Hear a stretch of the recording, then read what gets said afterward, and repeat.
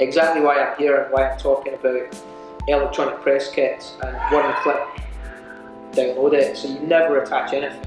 Basically that's what I'm advocating. When you email press individually or otherwise, never attach things. You know, you can use an electronic press kit. I'm going to advise you to do, like publicly on your website or on your SoundCloud or your Facebook, have, you know, basically in terms of music, it would be like one MP3, it might be your promotional single that you're quite happy for people to have for free. It's just going to be a little summary paragraph, like biography, which basically just means a little story, a few words of who you are and what you do. A low resolution photograph, and we'll go into a wee bit more of that in a minute. And if you've got it, a video link. You know, obviously things that don't exist, but I am going to go into a little bit of detail on some of the things I think you can do in terms of video and photography if you're a bit tight for funds. 1 minute, 2 minutes. Now, reason is two. So one of them's available like for free to try and get more people to find out who you are. The one that's I would call Electronic Press Kit 2 is something that people are going to have to contact you to get. So it's maybe a little bit further down the line in terms of, you know, your career. It's probably more like when you have an album, you know. So it would be every single high quality MP3 track off your album. It would then be high resolution photographs. What we mean by that is they're massive photographs that if you sent it to me for the Scotsman, you know, I actually had a few problems getting the first band I chose to be track of the month this month didn't have high resolution photographs that I could use, so we actually switched and we're going to do it next month. But yeah, it's just everything's a lot bigger. Now that Electronic Press Kit 2 is not something people are going to download kind of like freely, you know? And I think the whole idea of having two of them, as a journalist, all I really want to do is, if I get a quick email off any one of you, hi Derick, can you check out a band? I want to have a quick listen to what you sound like, maybe have a look at you. Is it my kind of thing? Maybe not. If it is, then I'm going to try and get in touch with you.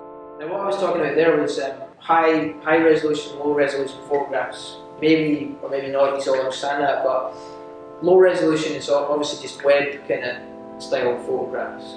And they're really low resolution so they don't crash your website.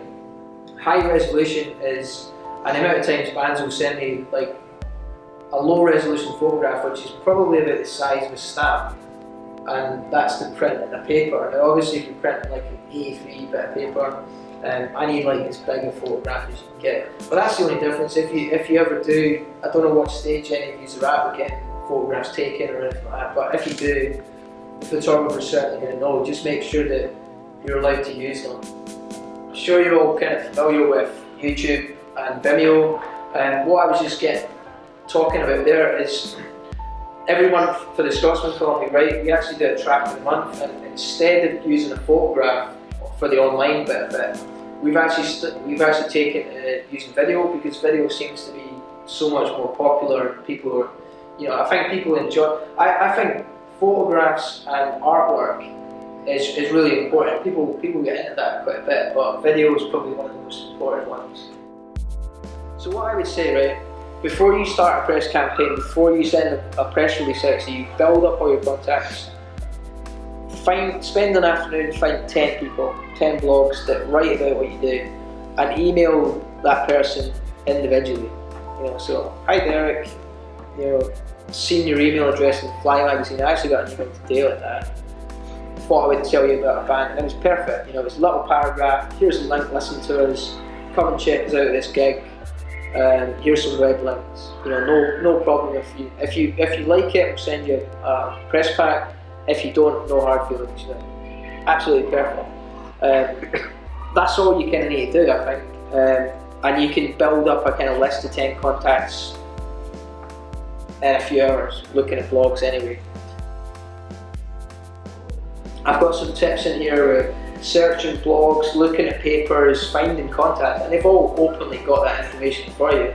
I don't think there's much of a substitute for actually meeting somebody in person. And even when I play with bands, as soon as I knew there was somebody from the press there, I would definitely go and harass them a bit.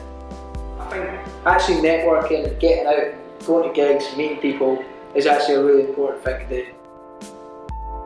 Certainly, I've been told about it before, either in school or music or just generally. There's a lot of background information that you don't really hear about when you're a band, and very informative.